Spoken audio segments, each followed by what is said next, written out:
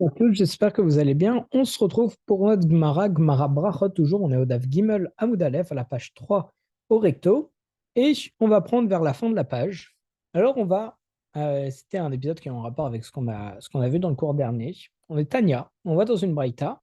Amar Rabbi Yossé, il a dit, Pa macha tayetim me'alach baderer. Une fois, il se promenait en chemin. Et nechnasti lechorba achat me'chorbanot Yerushalayim yitpalel. Et il est rentré dans une des ruines de Yerushalayim, de Jérusalem, pour aller prier. C'est très certainement dit que c'était un Makom Ratson, ou bien on va voir par la suite qu'en réalité il s'est arrêté ici pour ne pas être dérangé par les voyageurs. Eliaou Zachor Letov, Eliaou Hanavi, il est venu vers lui, Veshamar li al Petar, Hachayamtim Tsefilato, et il a attendu Rabbi Yossé à l'entrée de la ruine jusqu'à ce qu'il finisse sa prière. Vamar li Shalom Alecha Rabbi. Et Eliaou Hanavi il lui a dit Shalom Alecha Rabbi, paix sur toi mon Rav, c'est pour lui dire bonjour. Vamar Tilo, et donc Rabbi Yossé il lui a répondu Shalom Alecha Rabbi Omori, paix sur toi mon Rav et mon maître. Va Marli, il m'a dit, béni, mon fils. Mais je n'ai pas pour quelle raison est-ce que tu es entré dans une ruine comme ça? Ça te met en danger et on a une interdiction de se mettre en danger, parce que rentrer dans une ruine, ras de shalom, si c'est trop vieux, ça risque de s'effondrer, et donc c'est dangereux pour la vie. Alors Martilo les palel. Alors Rabbi aussi lui a répondu, je suis rentré dedans pour prier. Va Marli. Alors il lui a dit, tu aurais dû prier en chemin et pas te descendre et te mettre dans cette ruine. Va Martili, et donc va Martilo, il lui a répondu, Mitra a été chez ma perso, bo ovre derachim. En réalité, je ne me suis pas arrêté sur la route parce que j'avais peur que des passants passent et ils m'interrompent pendant ma prière. Alors, Mamar Lich, et il lui a répondu, Aya, là, les pets Sara. Alors, dans ce cas-là, tu aurais dû prier une prière abrégée. Une petite prière. On sait que ça existe pour la Hamida en abrégé, ça existe aussi pour le Birkat Amazon. Et, et, tac, tac, tac. Et donc, il aurait dû prier plus court pour éviter que les passants ne viennent et l'interrompent. Alors, Beota Shahan Avdanu Minouch Leoshat Varim. De cette histoire, Rabbi Yossi nous dit qu'il a appris trois choses. La marty chez En Ernasa et Chorba. Il a appris qu'on n'a pas le droit de rentrer dans une ruine parce que c'est dangereux et ça nous met en danger, c'est interdit. Et j'ai appris qu'on a le droit de prier sur le chemin. C'est permis de prier sur le chemin, bien entendu, s'il n'y a pas d'autre endroit qui est envisageable. Et il a aussi appris que lorsqu'on prie sur le chemin, on doit prier une prière abrégée.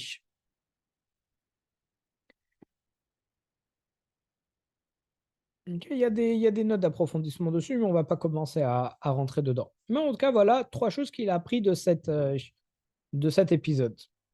Et maintenant, on va revenir à l'épisode parce qu'en réalité, il n'est pas fini. Va Marli, et Eliaouanavi, il lui a dit, Béni, mon fils, Makol Shamayati Bechor Bazo. Quelle voix as-tu entendu quand tu étais dans cette ruine? Va Martilo, il lui a répondu, Shamati Batkol Shemalachnato Beyoona Veomeret. J'ai entendu une voix céleste qui gémissait comme une colombe et qui disait, Oh, il abanim Jebeavonoiteyem Harvati Edveti. Malheur aux fils, car à cause de leur faute, j'ai détruit ma maison. C'est Akadosh Baruch Hu qui parle. Sharafti et Echalecha, et j'ai brûlé mon temple. Et Niti Leven Haomot, et je les ai exilés parmi les nations du monde. Alors on voit que Rabbi Yossé, lorsqu'il priait là-bas dans ces ruines de Jérusalem, alors il a entendu une batte-colle qui se plaignait comme ça de malheureusement les fautes du peuple. Vamarli, et Eliyahu Hanavi lui a répondu, Chayecha v'chaye roshecha, par ta vie, la fille de ta tête, lo sha'azo bilvad omeradbar. Ce n'est pas seulement à ce moment-là que la voix céleste dit ça. Et la bechol yom vayot shalosh pa'anim omeradbar. Mais tous les jours, 3 fois par jour, il y a une batte-colle qui sort et qui dit ça. Donc là, on comprend pourquoi est-ce qu'on a l'histoire, parce que juste avant, on parlait des 3 gardes dans la nuit. Marloquette, on rappelle, où il y a 3 ou 4 gardes dans la nuit. Donc là, dans cet épisode, Eliawanavi, il fait référence aux 3 gardes. Velozo Bilvad, et pas seulement cela, et la Bécha, chez Israël, les Baate Midrashot, mais pas seulement ça, mais aussi au moment où les béné Israël rentrent dans les dans les synagogues et dans les Bate Midrashot, les maisons d'études, Veonim Sheme Gadol Mevorach, et qu'il répond Yé Sheme Rabba en réalité dans le Kaddish. Alors, Akadosh Baruch Hu Menane Rosho Veomer, Akadosh Baruch Hu, il loche la tête et il dit Ashrei Amelach Shemelekalev Oto Bekno Kar, heureux le roi dont on fait ainsi les louanges dans sa maison. Malo Leav Jeegdir et Benav, qu'a-t-il le père qui exile ses fils? Veo Ilaim le Banim Shegalo Meal Shulchan Aviem, et malheur aux fils qui ont été exilés de la table de leur père. Donc on voit que malheureusement, donc, on a bien une bad call 3 fois par jour, donc avec les 3 gardes qui sort et qui se plaint, en fait, à Kadosh Baruch Hu qui se plaint qu'on ait fait des fautes et qu'à cause de ça, le temple a été détruit. Mais on voit aussi que lorsqu'on est dans les Bate Midrashot et dans les synagogues et qu'on prie et qu'on répond Amen Yeshem Rabba, alors Kadosh Baruch Hu, il se réjouit beaucoup de ça. Tano Rabbanan, on va voir maintenant pourquoi on n'a pas le droit de rentrer dans une urine. On va dans une braïta. Pour 3 raisons, on n'a pas le droit d'entrer dans une urine.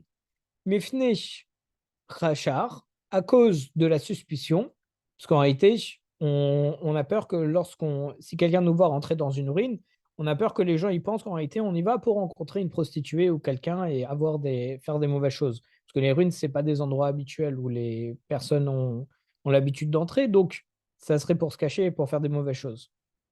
Mifnech Ameofelet, à cause des effondrements, donc on n'a pas le droit de rentrer dans une urine de peur que, que ça s'effondre sur nous, Chazeshab.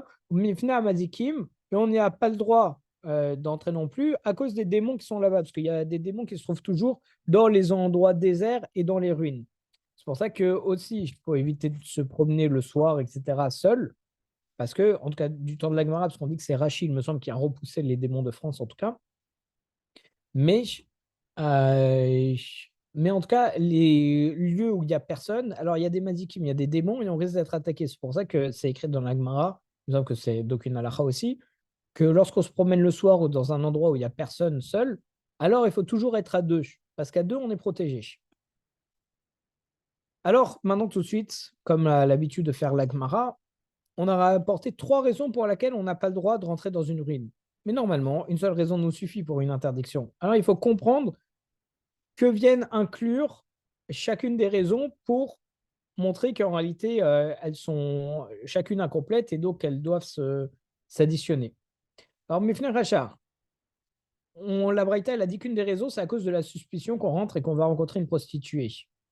Alors, Vitipo-Clé, Michoum Follette, on n'a qu'un seulement enseigné l'interdiction du risque d'effondrement. Pourquoi est-ce qu'on a aussi besoin de dire de peur qu'on nous soupçonne qu'on va rencontrer une prostituée? Alors, Bechari, parce que c'est nécessaire dans le cas d'une urine d'un nouveau bâtiment.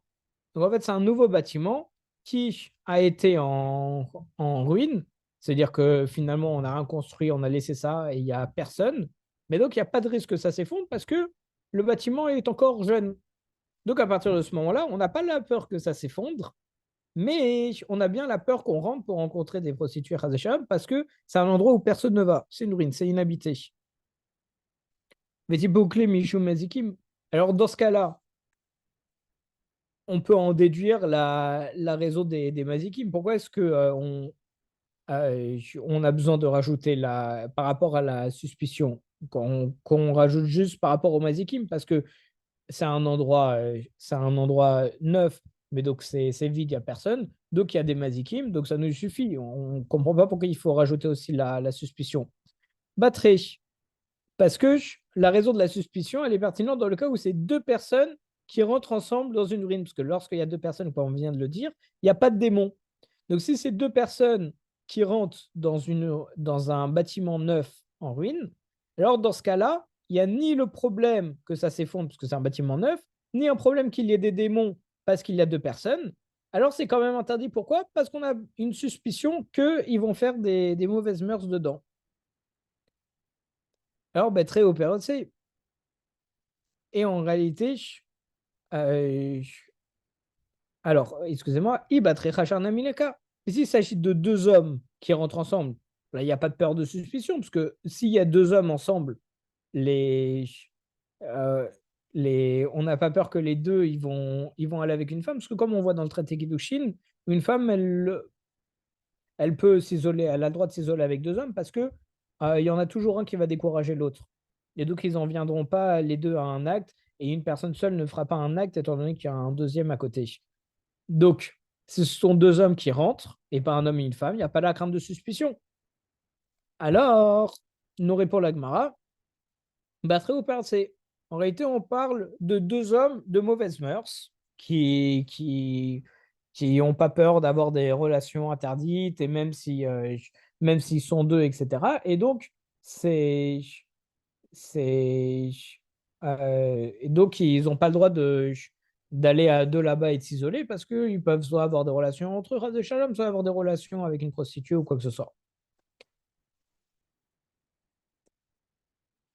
Donc maintenant, on comprend mieux pourquoi on a les trois. Enfin, on comprend surtout pourquoi est-ce qu'on a besoin de la suspicion. Mais venez à ma follette.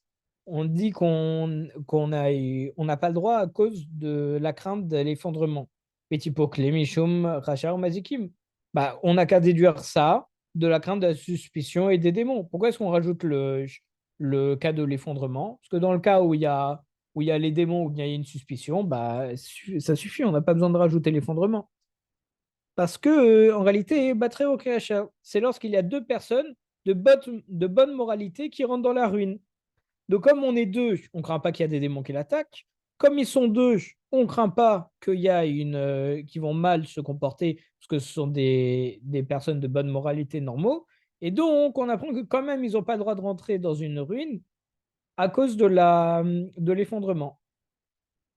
Donc, c'est nécessaire dans le cas de deux hommes de bonne moralité qui rentrent dans un bâtiment. Mifne Amazikim, et donc pourquoi est-ce qu'on cite aussi les démons? Mais dit bouclé, Mifne Khachar Mifolet. On peut, parce que les démons, on peut très bien le déduire de la suspicion ou du risque d'effondrement. Donc pourquoi est-ce qu'on le cite? Mais Roba Khadri ou Bitrek Shera. C'est dans le cas d'une nouvelle ruine où deux hommes de bonne moralité veulent rentrer.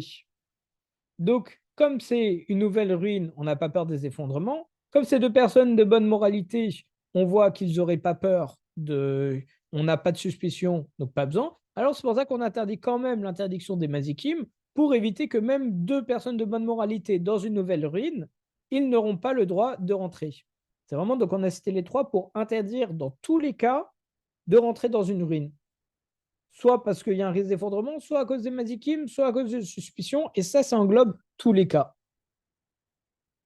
Veillez Batre mazikim n'a mis les cas. Et s'il s'agit de deux hommes qui veulent rentrer ensemble dans une ruine, bah, en réalité, il n'y a pas de peur de démons. Si on a dit, les démons, on en a besoin dans le cas d'une nouvelle ruine avec deux hommes de bonne moralité. Sauf qu'on a dit que s'il y a deux hommes, il n'y a pas de démon. C'est une seule personne qui a un démon. Dans ce cas-là, ça ne tient pas en réalité. Alors, même quand même, Khashinan, en fait, en leur place, donc dans les endroits où on sait où il y a habituellement des démons, on craint que les démons ils vont les attaquer même s'ils sont deux. Dans des endroits où il y a l'habitude d'avoir des démons, donc on a peur que même s'ils sont deux et de bonne moralité, ils risquent d'être attaqués. Les Baïtema, ou sinon il y a une autre raison. Le Olam Bachad, en réalité, on parle pour les démons, on parle lorsqu'il n'y a qu'un seul homme. Il s'agit d'une ruine d'un nouveau bâtiment dans les champs. Parce que dans ce cas, il n'y a pas de crainte de suspicion. Parce qu'habituellement, une femme, elle ne se trouve pas seule dans les champs. Mais il y aura toujours la crainte des démons. Donc en réalité, le cas où ça servirait les démons, ça peut être pour une seule personne, mais dans une ruine, dans un champ, parce que les femmes, elles ne se promènent pas seules dans les champs. Et donc, à partir de ce moment-là, donc il n'y a pas de crainte de suspicion, parce qu'il n'y a pas de femmes qui se promènent seules dans les champs. Il n'y a pas de problème d'effondrement, parce que c'est un nouveau bâtiment. Mais comme c'est une seule personne, alors il y a le problème des démons.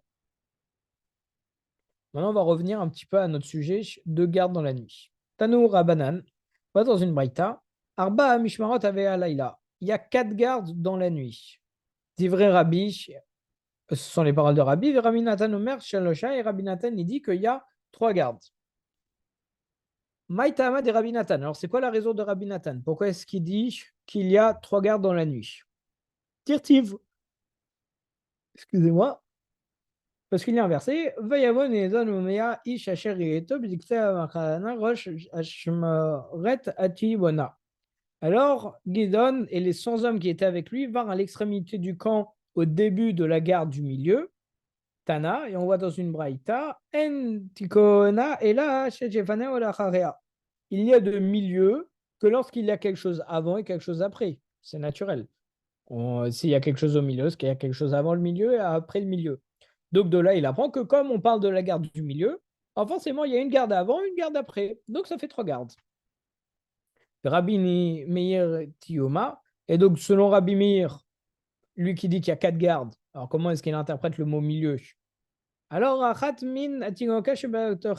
en réalité, ça veut dire une des deux du milieu. Donc, pour lui, ça veut dire le milieu de celle du milieu. Donc,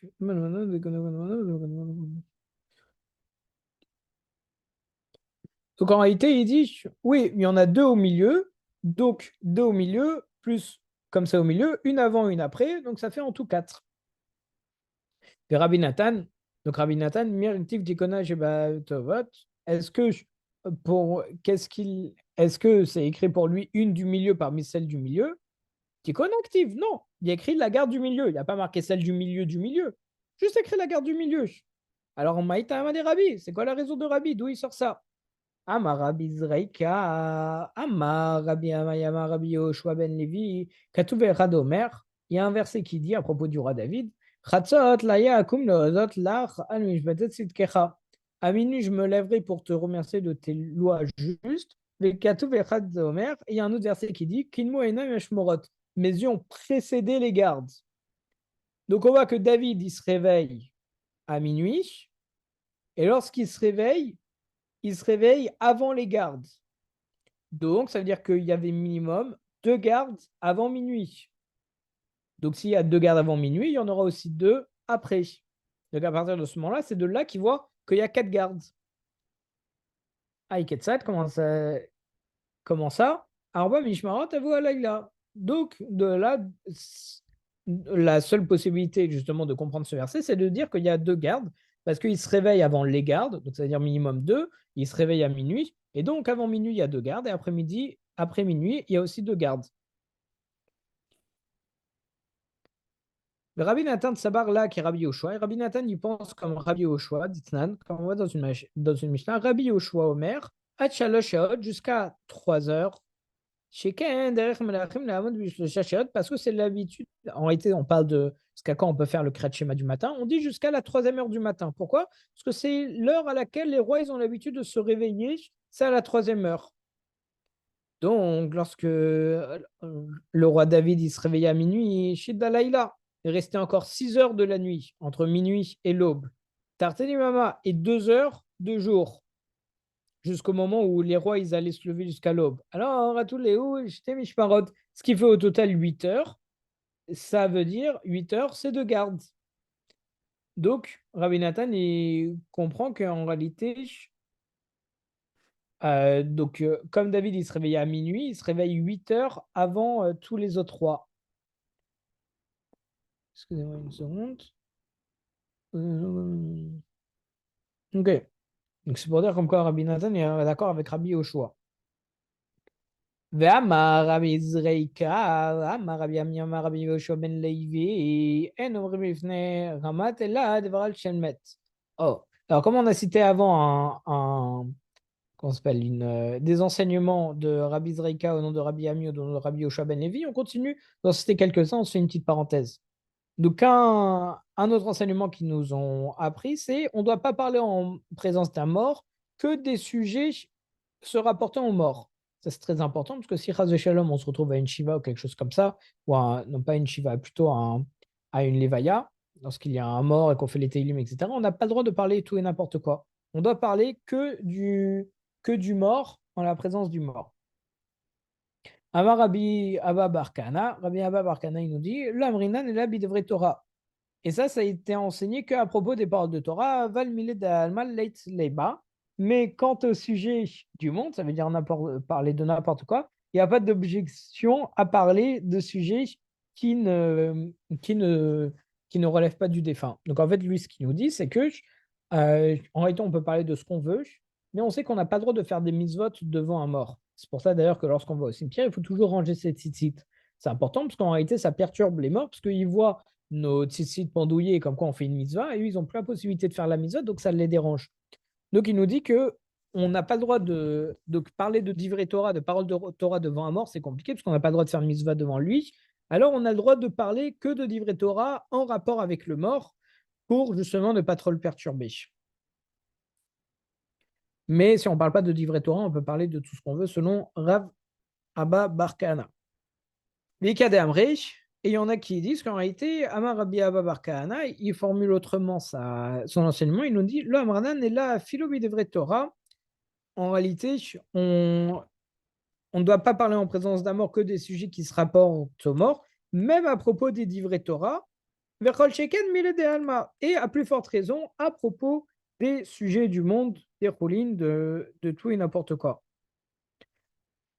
Parce qu'en réalité, on devrait plutôt faire l'éloge de la personne décédée, ou encore parce qu'en réalité, on sait que le mort, il comprend tout ce qu'on dit. Donc, si on parle de sujets sans rapport avec lui, ça pourrait lui causer de la peine, comme nous dit le Ritva. Donc, en réalité, on a deux interprétations différentes de l'enseignement qui nous a été rapporté de Rabbi Abba Bar Kahana. Donc, selon un, si on parle de divrei Torah, on doit parler que par rapport aux morts, mais les Dvarim Betelim, enfin autre chose, les sujets du monde, on peut dire tout et n'importe quoi. Et il y a d'autres façons de rapporter cet enseignement qui nous dit que lorsqu'on parle de Torah, on doit parler du mort. Et Kalva Chomer, ça veut dire que si on parle des sujets du monde, on doit aussi parler du mort. Enfin, qui se rapporte à lui, quoi. Vedavi Palgad il est là à Vakai. Et est-ce que David, il se. Alors, on revient à notre sujet d'avant. On avait dit que David Amer, il se réveillait à minuit. Mais est-ce qu'il se réveillait vraiment à minuit? Bon, il était à Vakai. Parce que il y a un autre verset qui disait qu'il se levait dès le soir. Donc, c'est-à-dire dès le commencement de la nuit, comme nous dit Rashi. Dirtiv, comme il est écrit, Kadamtim Venefel Ve'avashea. Je me suis levé au Nechef et j'ai imploré. Au moment où et d'où est-ce qu'on sait que le mot Nechef, ça signifie le soir? Dirtiv, parce qu'il y a marqué Benefesh Ve'erev Yom Rejan Lalav Afila. Au Nechef, quand décline la lumière du jour, dans la noirceur de la nuit, de l'obscurité. Donc on voit que Nechef, ça correspond à la nuit. Et David Ameller, il a dit qu'il se réveillait à Nechef, donc il se réveillait au début de la nuit. Donc pas à minuit. Amar Rabbi Oshaya, Amar Rabbi Acha. Rabbi Oshaya, il dit au nom de Rabbi Acha, excusez-moi, Arika Amar David, voilà ce que le verset veut dire en réalité. Mais en réalité, jamais Chatzot, donc minuit, n'est passé pendant que David Améler il dormait. Il était toujours réveillé avant. Rabbi Zera Amar, Rabbi Zera il nous dit jusqu'à minuit, David il somnolait comme un cheval. Parce qu'on dit qu'en réalité, un cheval, ça dort jamais d'un sommeil profond. Il somnole pendant un court instant, puis il se réveille. Alors de même, David Amer, il étudiait la Torah pendant la nuit, il somnolait un bref moment de temps en temps, puis il reprenait son étude, comme nous dit Rashi. Et là, Ravam est avec et ensuite il se renforçait, après son somnolence comme un cheval, il se renforçait et il étudiait comme un lion. Se renforcer comme un lion. Amar Ravashi Amar, Ravashi nous dit Atrasol Laïla ala osek bedivre Torah. Jusqu'à minuit, il s'adonnait au divrei Torah. Mika Veila Bishiro Vetishvachot. Et ensuite, il faisait des chants et des louanges. Donc, c'est là où il faisait en même temps les Teilim, si je ne m'abuse. Et Bezat Hashem, on va s'arrêter là et on reprendra la semaine prochaine sur les explications de Nechef pourquoi est-ce que ça signifie bien la nuit, etc. Kol hakavod, kol tuv.